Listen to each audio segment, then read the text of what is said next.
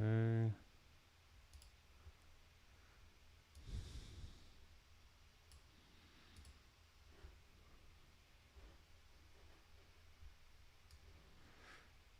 And we are live.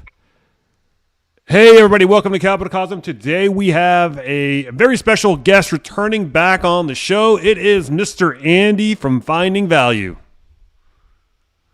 There he That's is. right. Thanks for having me on. As always, guys, nothing on this video/stream is to be taken as financial advice. I am not a financial advisor, neither is Andy, so please do your own due diligence. With that said, guys, give me a 1 in the chat. We're going to let some more people come on in. We'll start in just a minute.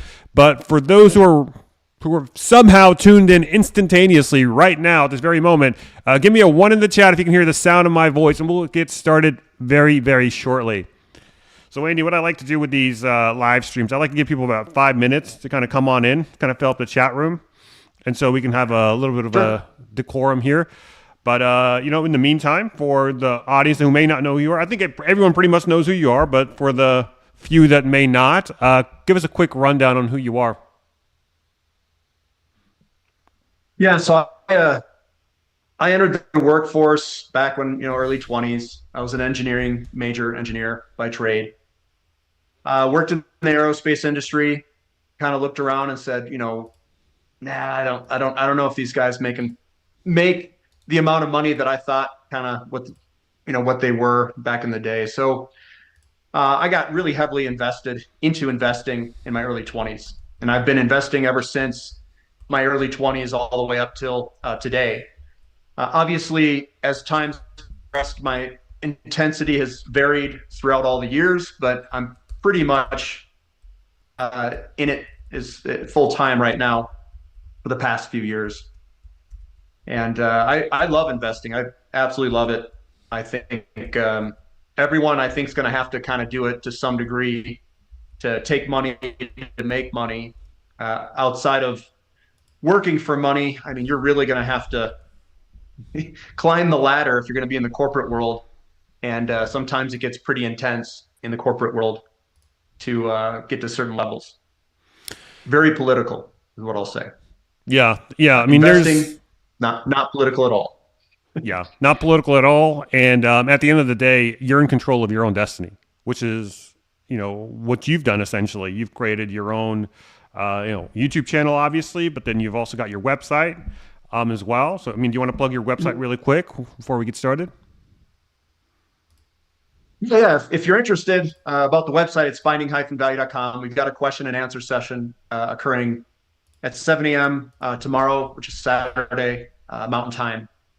And that's where we go and dive into individual companies, individual stocks, what I'm buying. You can see my portfolio. You can ask me questions directly through Zoom calls like we've got here with Danny. So yeah, that's what I've got going on. All right. I think we've got a decorum. Let me see how many people we have in the chat. All right. So, okay, we've got some people in. It says people say they can hear both of us. So, let's go ahead and get started. All right, Andy, let's go ahead and take it.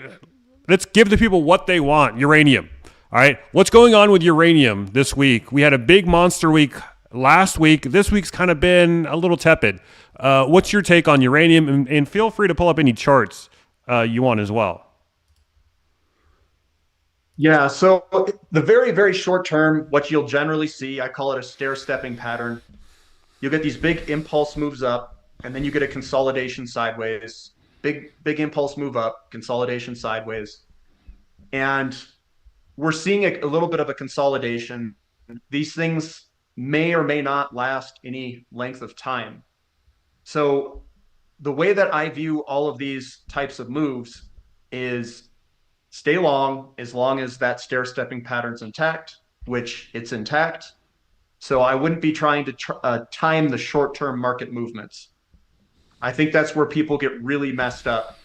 And with uranium moving as fast as it can go, you can be left out very quickly. And it is, I don't know, it's very hard psychologically for me to get back into a position where it's up 20, 30, 40, 50, 100% higher than where it just was some days ago, because Right. uranium can move so fast. Some of these explorers can go up 20, 25% in a day. So it's more about getting a position and then holding on to that position for the uranium ride, in my opinion. I'm not the guy trying to time the short-term little market movements. I know I do daily technical analysis updates and stuff like that. A lot of people like going through it every day, but I think uranium's on the cusp. Well, it is moving. It's already moving up massively in terms of the future pricing, but the equities I think are on the cusp of a pretty big move. So I'm not going to try to time the short term. So even though we had a little bit of a pullback, everything still looks good as far as I can tell in the short term. Not a lot of downside pressure, no reversal candlesticks. It looks good. So I'd hold on. Yeah, and the metal's also holding steady at $106 as well. I want to share my screen really quick and show you this chart that I posted on X the other day. I actually posted this while I was talking to Fabi as well in my interview with her. This is basically a view of uranium stock search query volume on Google over time. And so I hear a lot of people saying, we're getting back to that old euphoria that we saw in, let's say, a couple years ago. But fact of the matter is, we're only about, we've moved from the bottom here in the summer to the top here, and we've barely got off the mat. When you really look at this thing and you compare it with where we were like in 2021, this isn't even a halfway retracement, right? Essentially this indexes all of search query volume over time, right? This has this has an index of 47 in the 2021 highs. Today, we're indexed at 20, so not even halfway through. It's especially interesting when you look at sentiment all the way back to the peak of 2007. So we've only retraced 20% of that sentiment in 2007. And then ask yourself, how much has the internet adoption curve grown since that time? And spoilers, it's grown by about 4 times more, by a factor of 4. So, when you look at this thing, you ask yourself, okay, we moved up to $106. You've got the likes of URNM making all-time highs. This is barely a blip on the radar in the grand scheme of things. And the way that I look at it, and I look at it from a more fundamental perspective as well sometimes, is this is supply and this is demand that's driving these price movements. And we're in the middle of an expansion phase, which has generally been good for commodities. We're in a little bit of a pullback if you look at oil and nat gas and some of those other commodities. But generally speaking, we're in an expansionary phase that's usually good for commodities. Now, I think what the question you want to ask yourself is, what's going to cause the price of uranium to go lower? What's going to have it pull on back? And that's where I think if the fundamental driving factors are driving this higher continually, then I think we're going to continue to go up until we hit some sort of demand destruction area. So the question then becomes, where is the demand destruction area? And have we ever seen the demand destruction area in history? And in my opinion, I don't think we've ever seen it. We don't know where that price is. We don't know where the demand destruction level is in a ratio perspective. That's all stuff that we just don't know. It's uncharted territory. So, yeah. So I think what's going to be difficult here is where do we actually top out, and what does that look like? That's my question, or a good question would be, is where the heck could this thing potentially top out at? We can do all sorts of ratios. We can do all that, but that was all under the history of just an expansionary phase of real estate, credit expansion coming into the system, which is inflation, and money rotating into the uranium sector. But it's always been in a surplus environment. Massive surplus in the 70s. We had a surplus even in 2007. Inventories were there and we could get them. I don't know what that looks like now going forward with the inventory squeezing up and where demand destruction would eventually occur.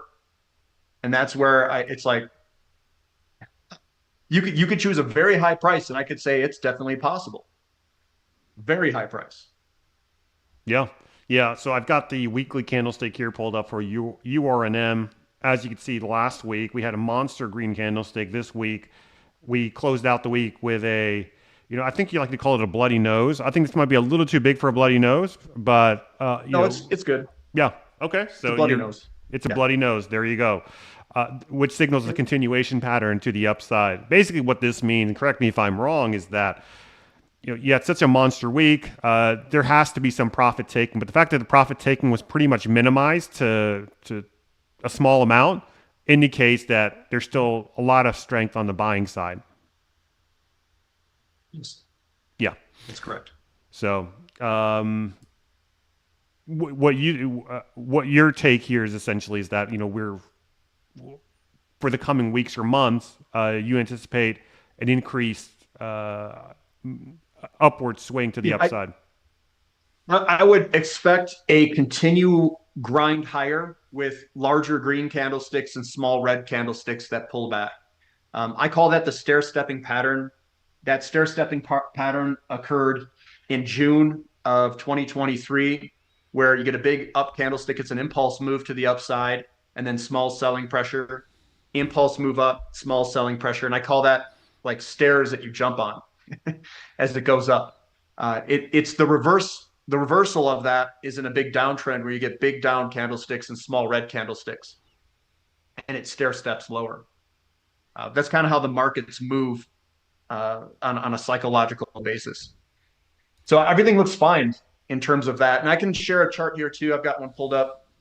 Sure. I grabbed it from Twitter. I think John's the one who did this one, but it's a pretty good chart.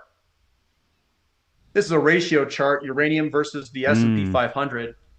And you can see the big red candlestick stair stepping down as it comes down. And then you can see the big green candlesticks, we kind of reversed to green about 2018-ish. And we're starting to work our way on up with the small red candlesticks. And we've got a long way to go.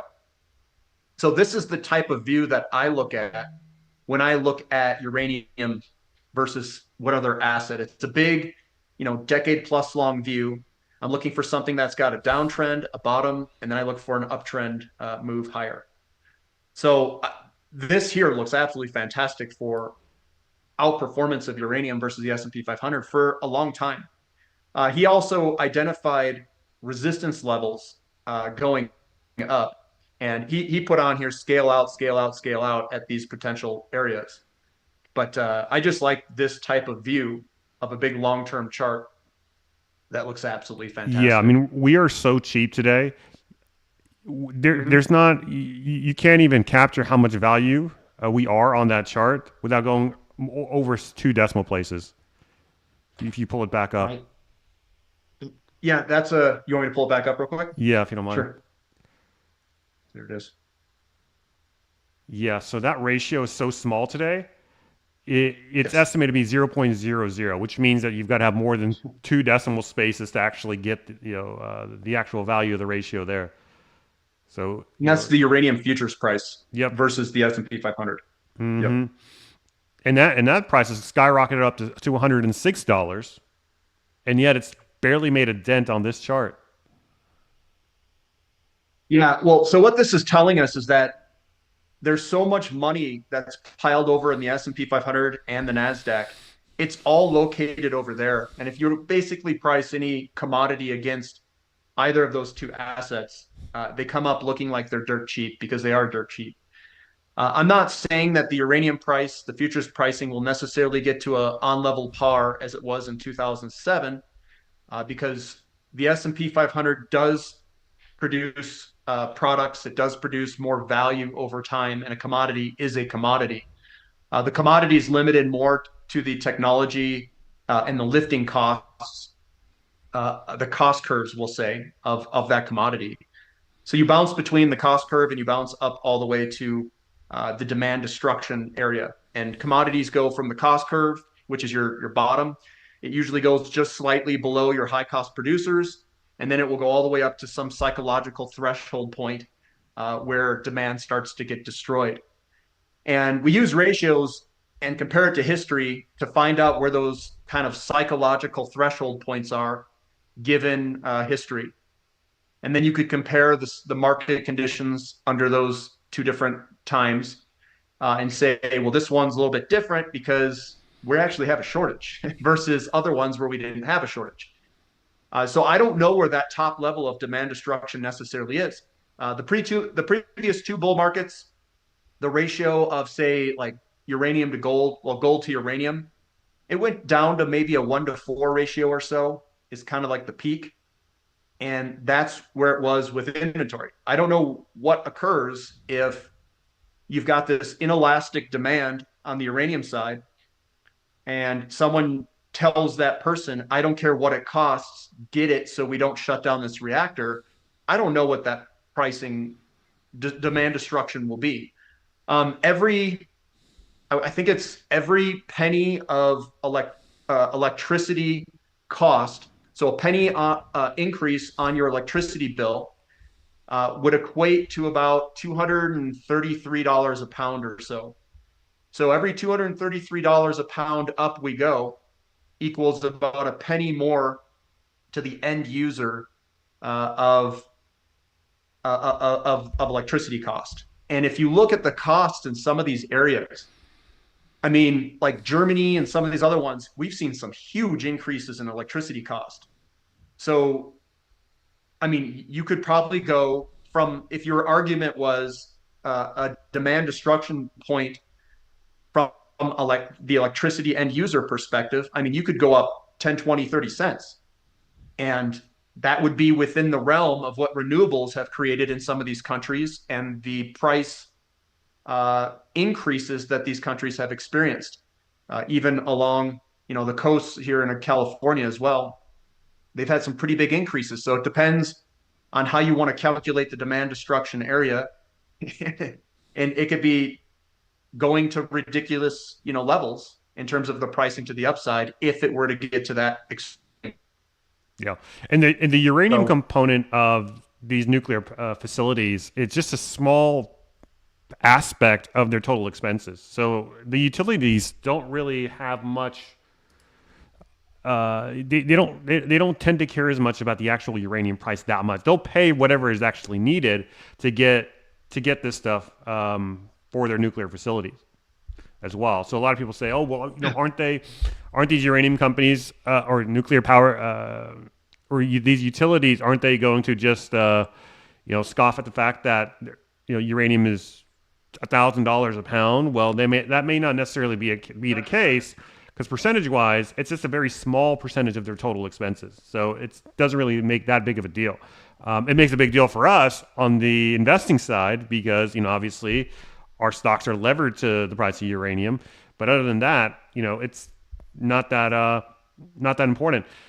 I want to show you I want to bring to your attention the S&P versus commodities. Let's go ahead and shift over to that. Let me know if you can. I can make some more comments about uranium real quick too. Yeah, go ahead. Previous bull markets, we've always had inventory, and what occurred is we had a big boom and then a bust, and then in 2007, big boom and then a bust. Mm-hmm. So we've gone through these big boom and bust cycles, but none of these developers really had the chance to develop anything. So you could argue that the uranium market since 1950s, 60s, 70s has been in a bear market ever since that time frame. And now, since we're actually running out of inventory, so to speak, we're going to go into an actual bull market. And I don't think people are looking at the uranium market that way. Developers, I think, will come online and have to produce uranium. So if that's the case, some of these companies could go through that entire cycle and reprice all the pounds in the ground that they've got that we haven't really ever seen in history before. So everyone's looking at this like they just want to buy it as a lottery ticket, make a bunch of money and sell out, which is fine. I mean, that's what a lot of people probably want. It's much like crypto. But if you look at it from like the bull bear thesis, I mean, we're going to have to bring pounds to the market here at some point. And the situation, this thing stretches out to like 20 rough. years from now, to the 2040s. Like if you look at the supply demand. Well, yeah, that's the big curve, deficit. yeah, Yeah. there's a big deficit of existing production declining and then the gap that we've got. But this isn't like '07. It's not even like the '70s because we had inventory and things all collapsed after. Mm-hmm. The question here is what occurs when you don't have the physical metal to run a reactor? Like, what's the pricing going to be? Are we sure that we're going to actually have coverage of everything that's out there? I don't know. And that's where people could panic and get a big price spike. But what's going to cause it to come back down? No, Like that's my question. And then you're going to have to get these producers, developers and stuff to actually produce, right. which I hate to say it, but we haven't really had that over a long period of time. So I'm sure there's going to be a lot of difficulties ramping these things up and producing from all these developers in terms of manpower and skill sets and all sorts of stuff. Now you're going to see who can actually produce. and Right. and so when you look at it from an investment standpoint, um, some of these guys that have all this experience, they're literally going to go from the beginning of the Lassonde curve, not beginning like the explorer, but from a developer all the way through this cycle, and they're going to go into production. Like I think that's a good high likelihood for a lot of these companies that have a lot of pounds in the ground. So I mean, if you want to like tune out the short-term noise and focus on the big long-term uh, opportunity here, I think it's absolutely massive. Now, here's another thing that I don't think a lot of people are thinking about. If you overlay some of this, like with oil, I think oil is in a really good situation. I think that the Permian, and I don't know if we're going to peak in the Permian yet, but there's a potential where the Permian and other shale plays and tight oil plays in America could potentially peak in terms of production, and that's where the majority of the growth in oil has occurred from. Now, what if we actually peak here in mid to late 2020s, tight oil, and the Middle East can't make up the difference? So if we get short on the oil generation,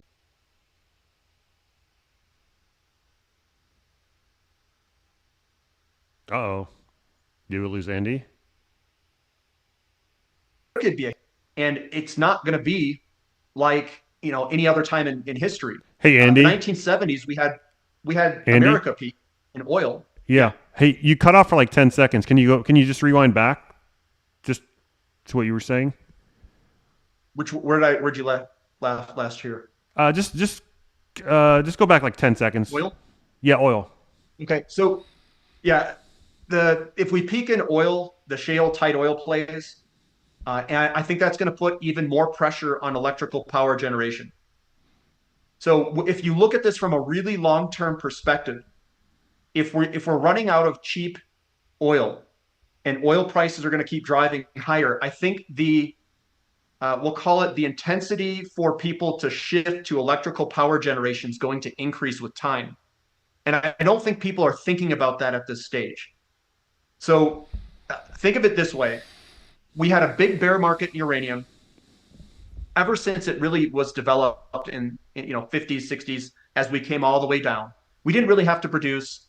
They Mm-hmm. decommissioned Russian warheads back at some point in the 90s. Always been in this surplus. And now that surplus is basically draining to nothing, and we're going to have to actually produce pounds. So I would be very selective on the companies that someone would choose here. And then I would get a little bit risky on some other, explorers or something like that, because I think we're actually going to have to produce.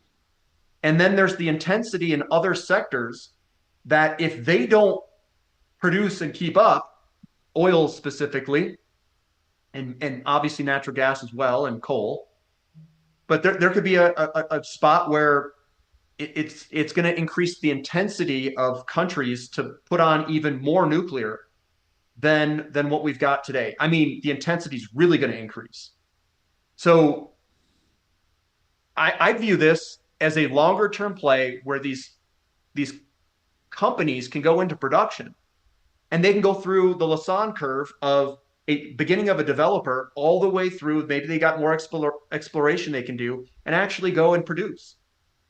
And that's where you're going to gain a whole bunch of value as an investor. But I know a lot of people are short term. They're looking at the day to day market movements and they're getting scared from the volatility. What I'm saying is, I don't know if that's the right approach. I think the approach is take the big long term view. I think we're going to squeeze in energy at some point. And then I think the only play in town will be energy related companies at some point. Yeah, And I so think some of these other ones where, yeah, go for it. no, I was gonna say let's dig into that. How exactly are you playing the uranium Yeah. play? And then let's take a step back and answer that same question in regards to the commodity players in general. So first question is, how are you playing uranium? And then second question is, how are you playing the overall commodity complex? Yeah. So the way that I view it is I'm going to start with oil. So oil is a master commodity, and most everything else is a derivative of oil. So when you look at copper, you look at nickel, you look at all these different things, those are all derivatives of oil because you mine it, you basically you have a piece of earth between you and that metal. So if you want that metal, you have to use a whole bunch of energy to get it out. The majority of that energy is in the form of diesel, gasoline, those types of things to dig it all out, put it in, crush it, refine it, do all those things. And there's a bunch of energy that it takes to do that. As time goes on, our ore grades have been declining quite rapidly in some of these metals. So the energy intensity to get all this stuff is going up, and it's not at a linear pace. It's at a exponential kind of an exponential curve, and people don't really handle exponential curves very well. So the way that I view it is, at some point, and I don't know when that point will be. It'll be in my lifetime, though, I'm guessing, and it'll probably be within the next decade or so, even. We are going to have a very strong, intense pressure to increase energy in the system. And that also, I mean, your currency systems are all a derivative of energy because they think, and the whole stock market is a derivative of energy. The reason it is, and I'll just try to describe it all, is future. The stock market is priced on future earnings, and future earnings is really a claim to future energy. So if a company wants to build something, they take a commodity and they take and then take energy and convert it to something that's a usable product. So essentially, a dollar is a future claim on energy, and then the pricing of the entire stock market is future earnings being discounted to today, which is also just a derivative of energy. It's future energy consumption converted to today.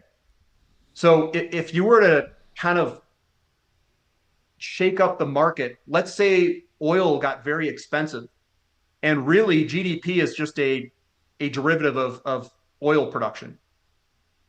If oil goes way up, I think it's going to cause havoc on the pricing of assets around the world. And I think it will also cause havoc on currencies. And I don't think people like understand that. So the intensity for the political people to keep their currencies in use is going to intensify with time. And I think that's also one of the underlying tones of why Russia and all these areas are also going to war, is because they're attacking currencies through energy pricing and stuff like that. So I think uranium plays in this because that's a source of energy that has a high return on energy invested.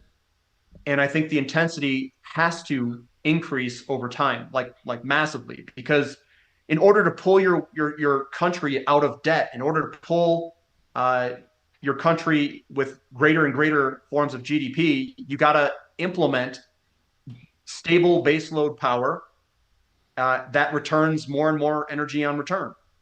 So I think we're going to have to go the nuclear route, and I think the intensity is going to increase with time when people all figure this out over the long term. I'm looking out, 5, 10 years, 15 years. I also think oil is going to be a really big, a very good spot.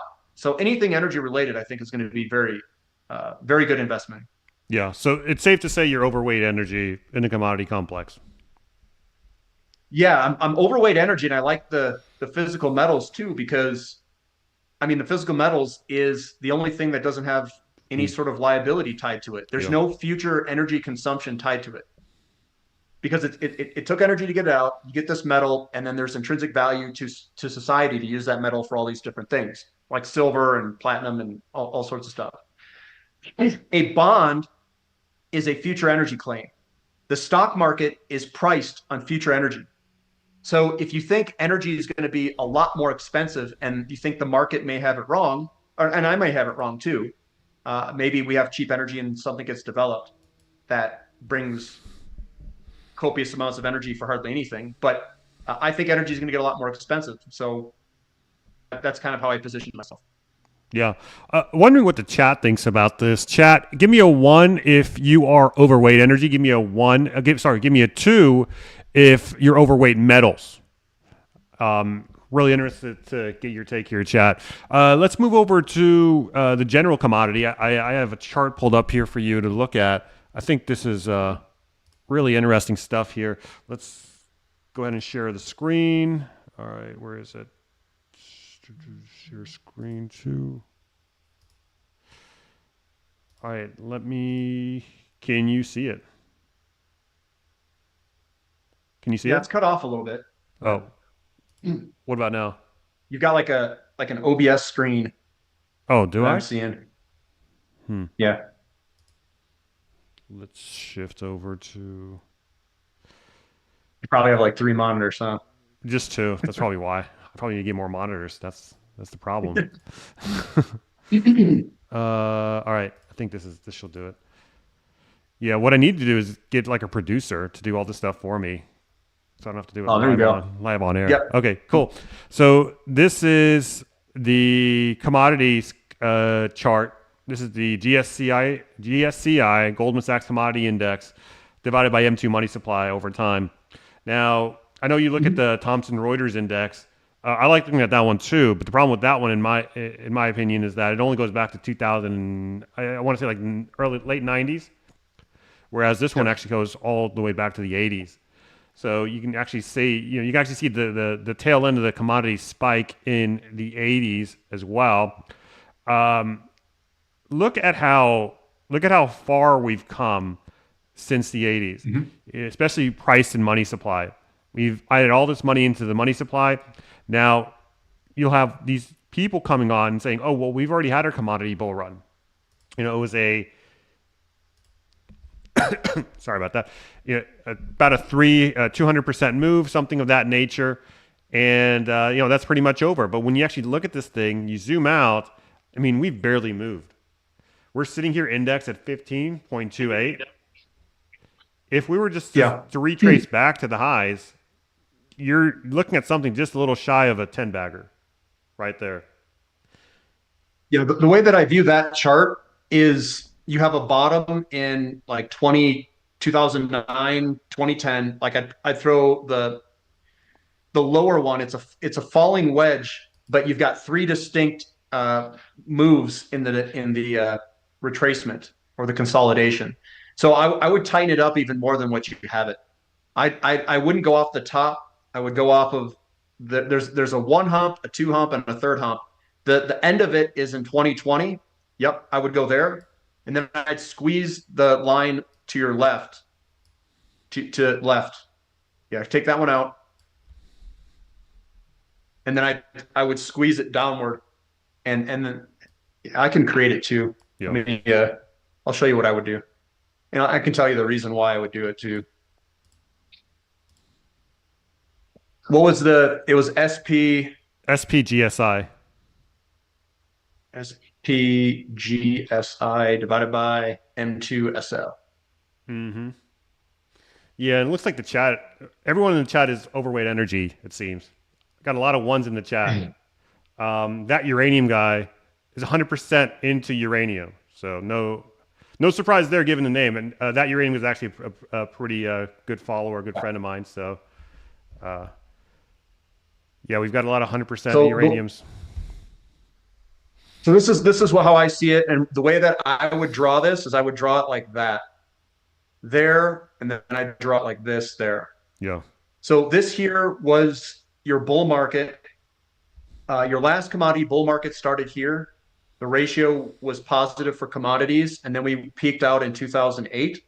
So this was your first run up, your pullback, your third, your pullback, and then your last fifth blow off top. And then this here is your three pump consolidation in a falling wedge. We've broken that to the upside, and we're doing basically this wave one to wave two pullback, in my opinion, or something on similar to that. You could also take this and look at the move here, and then grab this and overlay it. And what I think has occurred is we're basically doing this hump potentially there, maybe. So I mean, this is kind of this pullback was accentuated by a slowdown in the overall market, the tech bubble. And I think that we are basically putting in this last hump potentially. This guy here is this hump there, and I think we could go into a big wave three potentially at any time. But I could be wrong too, where this draws out to the right side a little bit further, and then we have to go through a potential pullback, but pullback in the overall stock market, which will pull back commodities as well. But what they're doing is they continue to print a bunch of money and do fiscal spending. Fiscal spending is kind of hiding all of that. So they're like ramming the market with a bunch of money, just spending like drunken sailors here, and that's having an impact on how assets are flowing in the market to some degree. But I completely agree with you. We are way low, and I think that we are going to go up like this, and I think interest rates are going to go up with it whenever that does occur. And they don't want that to occur. They don't want commodity prices to go up. They don't want interest rates to go up to the extent. So what I think occur is, if I were to take a guess, my guess would be is that they're going to try to do QE or hold interest rates down at some point, and they're just going to sacrifice the dollar at some point. And I don't know if we're there at that point yet, because what they're balancing is they're balancing interest rates, money creation, and unemployment, employment, and all of these things. They're trying to like balance everything all at the same time. And at some point, something's going to blow out. It's probably going to be the dollar that they're going to sacrifice if they're going to force one direction, force the market in a certain direction. They're going to, I think, knowingly sacrifice the dollar at some point. I don't know when that point is. And I think all areas, all countries are doing this, kind of all at the same time. So they're like trying to coordinate it all together, where their currencies kind of all fall simultaneously. And the dollar comes. So I mean, that's my opinion there, and that's how I would have drawn it. Yeah. Only because of the real estate cycle and how it pulled it back. Yeah, 100%. And the dollar is the last shoe to fall, right? In that kind of I mean, that's what Brent Johnson and all those guys think. What do you think? I don't really know, because at some point I think things will start to get priced differently, and then I don't know what that necessarily looks like. I think they're trying to do that right now with the BRICS. So they're trying to basically remove the dollar from it. Every time somebody did that historically, they would be eliminated. Gaddafi tried it in the Middle East. Saddam Hussein tried it, but he had weapons of mass destruction apparently. So they just removed these people. Anyone who tried to set up a different standard than the dollar.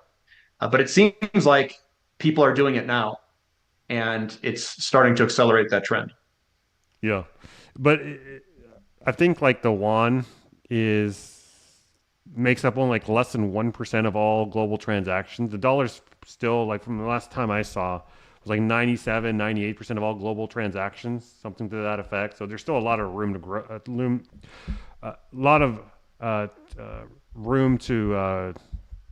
to grow there. But these things take a while as well. The British Empire didn't lose its world reserve currency status in a year or two. It started back in you started seeing the peak of it in the 1920s, I want to say, all the way up until the 1940s is when had a you had the dollar come on the scene as the world reserve currency. So we might very well be we may very well be in the beginning stages of a transition of reserve currency status, but who knows how long it's going to take. Yeah, I think a lot hinges on the value of energy. Because if the price of energy becomes a lot more expensive, if we get a scarcity in energy, I don't know what that means for currencies around the world. I think they're just going to start to blow up, like all over the place. Yeah, I'm sure the dollar may be the last one to blow up just because it's the reserve currency and it might be the strongest. But I think energy is going to be the driver of interest rates because all of this, the design of the system is predicated off of basically expanding your money supply at exponential rates. Some percent growth of money supply. But if you don't get GDP in relationship with that money supply growth, if your energy stops your GDP and this just starts going up at an exponential pace, Mm. you're going to get massive inflation, which interest rates will then, I think, follow with it.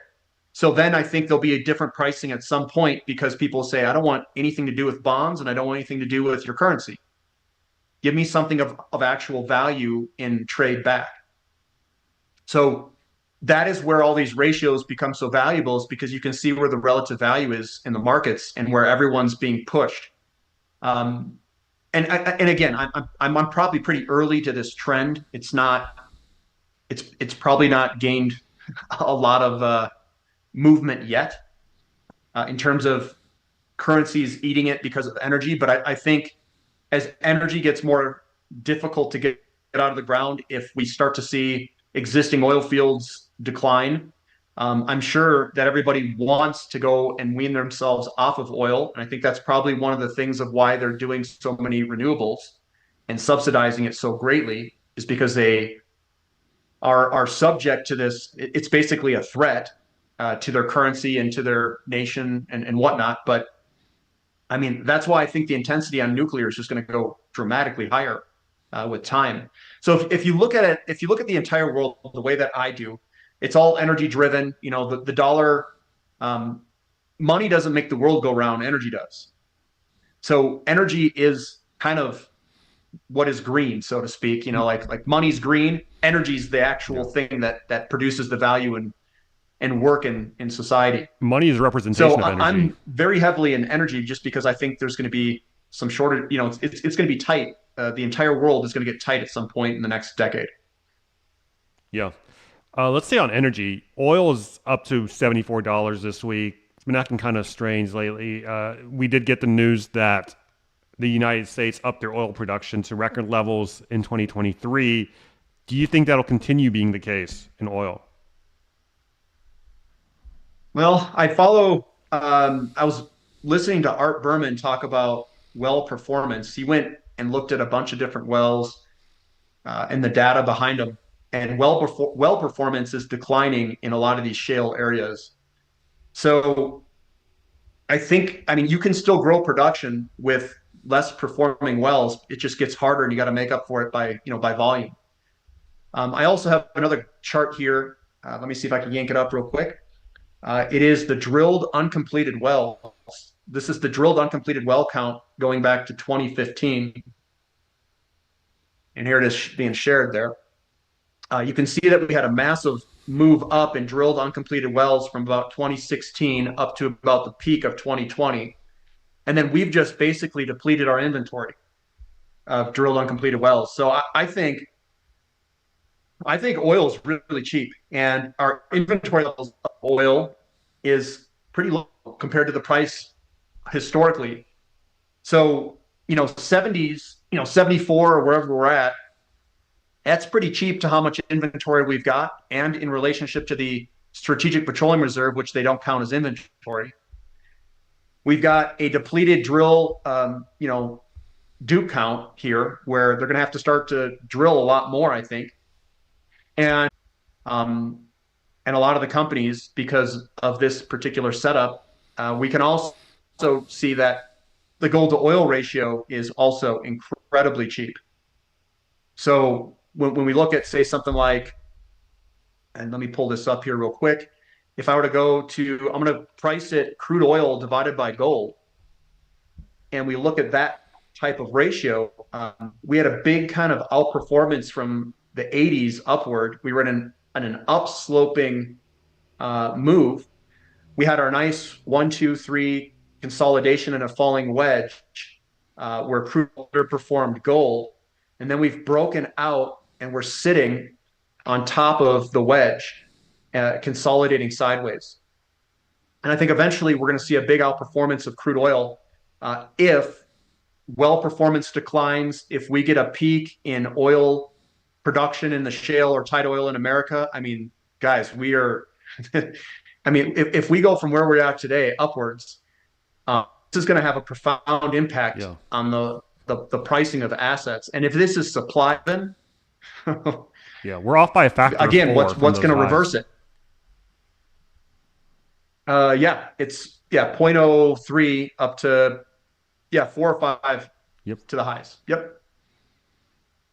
Fascinating. So it'd be a 4 or 5x outperformance of crude oil against gold. So if gold goes upwards at the same time that crude does, I think crude might outpace it. But it really depends.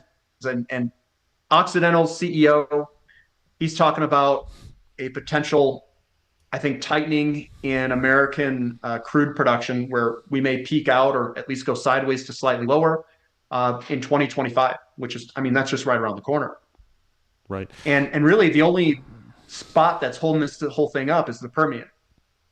Now, what we have to see is we have to see oil prices go way up, the drill rig counts go up, and then we have to see what we can produce in the world. That's going to occur. It's going to happen over the next few years, I think. So I think energy service companies, there are going to be a lot of opportunities there. And I think there's going to be a lot of opportunities in oil and gas in areas that we can still grow production, which is very few areas in the world now. So that's how you're playing oils, through the oil service companies. Oil service and also some of the exploration production companies. Gotcha. Depending on where they're at. Gotcha. Mainly in Canada. Yep. Okay. So next question I'm going to ask you and the chat at the same time. So the question is, between uranium and oil, say you had like $100,000. I think you asked me a similar question on my interview earlier this week. If you had $100,000 and you had to kind of sprinkle in some between uranium and oil, how would you kind of allocate it between the two? Chat, go ahead and give your answer in percentage terms. So like 60-40, uranium, etc. So I would deploy all 100K into just energy. And how would I split it just between energy. the two? How would you kind of like mix between uranium and oil? I could ask you whether you're more bullish on uranium or oil, but we kind of get more information this way because we can kind of see like how, to the degree to which you're more bullish, if that makes sense. Okay, so I think the uranium price could go higher.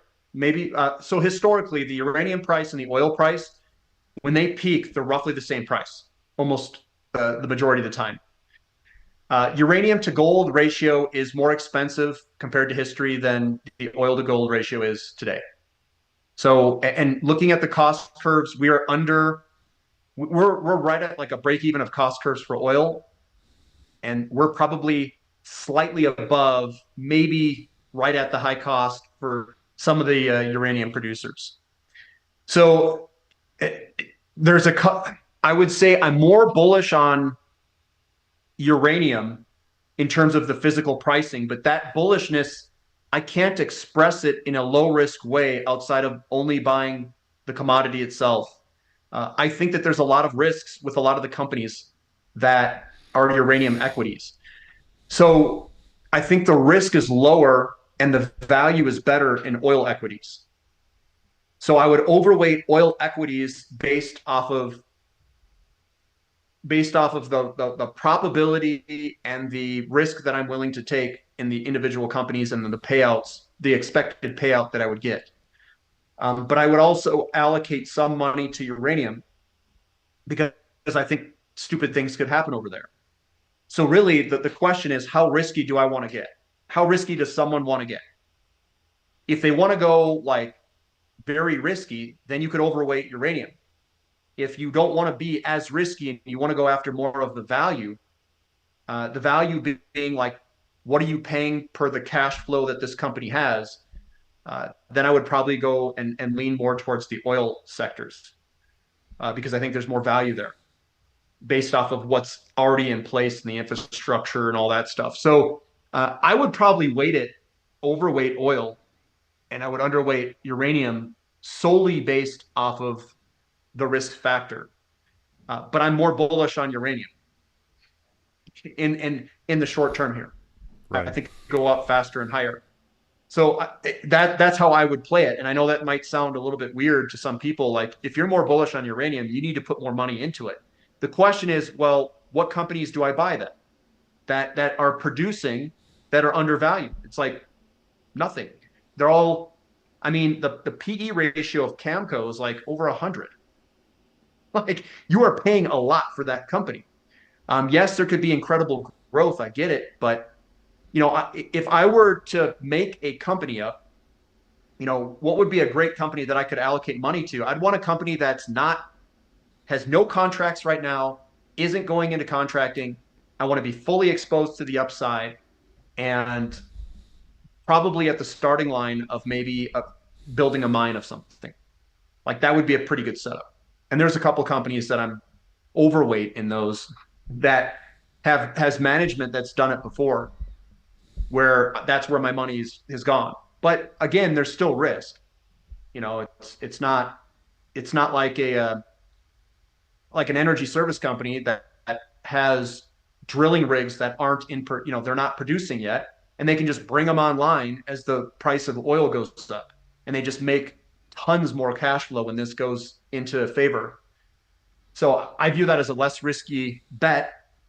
And if you look at the upside potential in uranium companies versus some of these energy service companies, and then you look at the value, I think you've got every bit of upside almost in some of the energy service companies, pretty close, and you've got way less risk.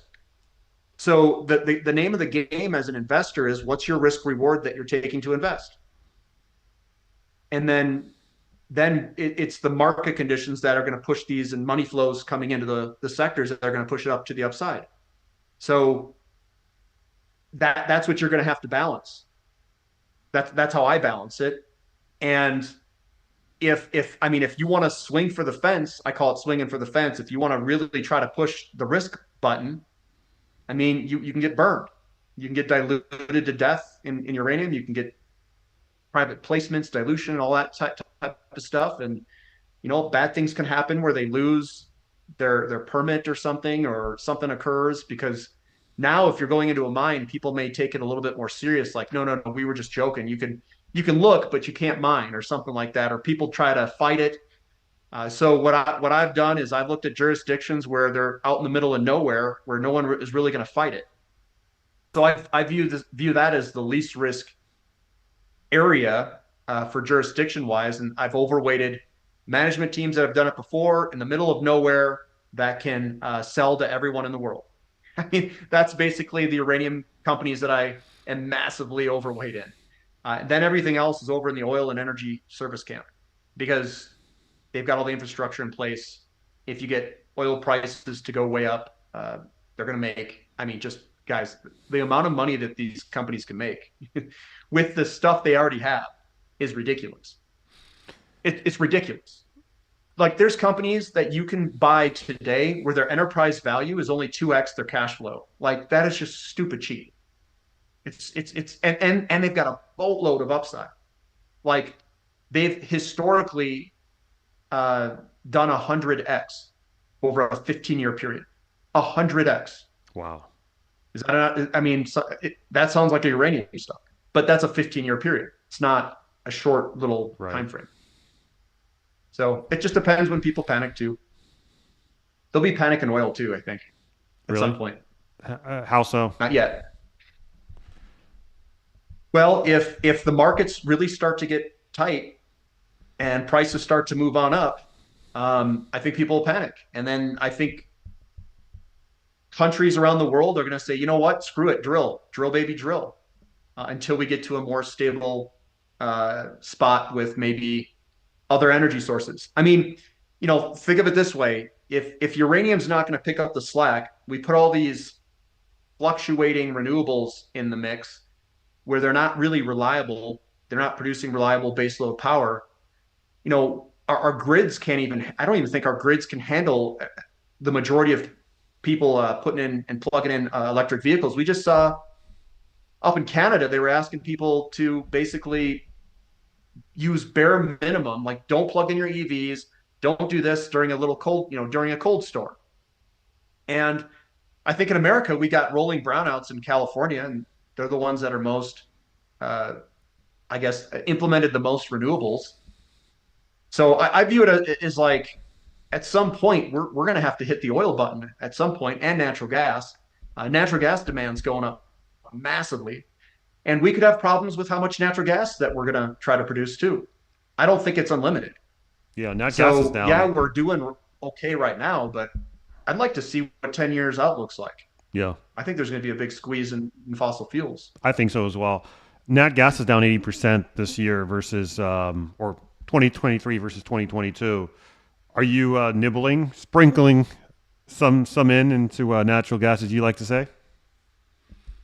Yeah, I think natural gas, if you take a contrarian viewpoint, when everybody hates something, that's generally when I start to get interested in it. Uh, so what I think has occurred is that Europe and America kind of in whole has stayed on the right side of the weather portion of natural gas for the past 2 years. And we're like squeezing by, like we're on the right side. Okay, we're on the right side, and we've had generally warmer weather in both of those areas for the past 2 years, and we still had 100x in natural gas prices of TTF Dutch gas when the pipeline basically was shut off by Russia. It did 100x in terms of natural gas pricing over there. I think it was 100. It went from 3 to 300, I think. Um, So we've been on the right side, but what if we get on the wrong side? What is that going to look like? What if we have cold winters Right. for the majority of the winter on both areas, Europe and here? What does that look like? And as we continue to consume more and more natural gas, we're not really increasing inventory levels all that much. So inventory levels, I mean, they do it as like percent full, but as a percentage of production, inventories haven't really grown much in a percentage of production, but we are using more and more natural gas with time. So I think what is occurring is if we get really low inventory levels at some point, I think it's going to shoot the natural gas price up and make it even more volatile than what it is. So I think the volatility of natural gas based off of inventory levels is going to get worse with time because the percentage of natural gas in relationship to production is pretty small now. It's getting smaller and smaller with time, if that makes sense. Is there anything more contrarian in your mind than natural gas at the moment, or is that your most contrarian position at the moment? Well, I think platinum's pretty cheap too.